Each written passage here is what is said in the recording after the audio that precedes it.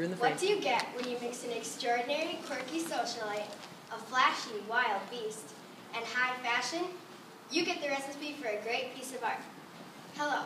Today I'm going to be talking about a piece that was created with that very recipe, The K by Kees Van Dongen. Let's start with the creator behind this piece, Cornelius Theodorus Maria Van Dongen, otherwise known as Kees Van Dongen.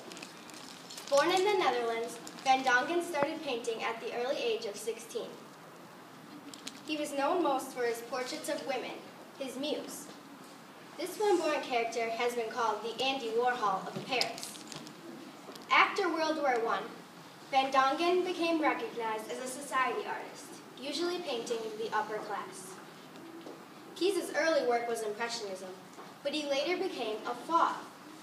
The Fauves were a loose group of French artists who shared the same bold style of painting. They got their name after an art showing called the Salon d'Automne in 1905. After seeing their art, an art critic named Louis Bussel called them fauves, or wild beasts, in French. Some people did not like their art because of their unnatural choice of color. The fauve artists chose their color based on their emotions, rather than what the objects were in reality. One fauve named Paul Gauguin even said, "If the trees look yellow to the artist, then painted a bright yellow they must be." You can distinguish a fauvist painting by the undisguised thick brushstrokes, which creates interesting texture, and you can see it kind of in here, in her hair, and some in the water too.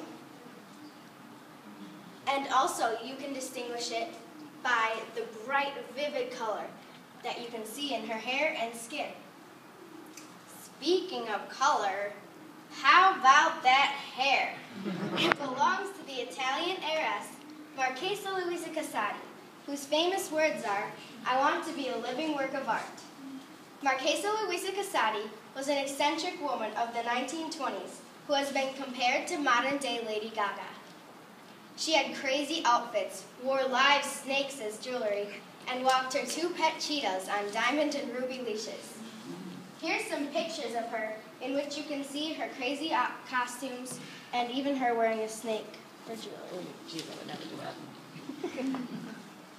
I would. Like, what if the snake like, what if she had, like, a full instructor on, and, like, she just I don't know how to do that. Her brilliant fiery red hair and dark rings of eyeshadow became trademark features of Marchesa. As a muse for many artists, as well as a patroness of the arts, Marchesa had many portraits of herself done. Kees Van Dongen was only one of the artists commissioned to do a portrait of Marchesa. Actually, this is just one of 3 portraits Van Dongen did of Marchesa. Now close your eyes for just a few seconds. When you open them, look at the painting. What is the first thing your eyes see? Her hair. Me too. The first thing I saw was Marchesa's bright red hair too. Her hair is the one main warm color in the whole piece. This is why, for my interpretive piece, I wanted to remove all of the other color and play with this focal point. As you can see, I have changed the color of her hair into 4 different bright colors. Does it make you feel any different about the piece? yeah, because her hair is different colors. It's like if, like, her hair changes colors, like, each mood she has. That's very interesting. I think that the new colors make Marchesa stand out even more than she already does. Also, knowing about Marchesa and her quirkiness, I think she would approve of her new funky hair. Marchesa Luisa Casati, Kees Van Dongen, and extraordinary style, the 3 fabulous ingredients for this piece of art. When they all came together, the K was born. I hope you've enjoyed learning about it today, and thank you for coming.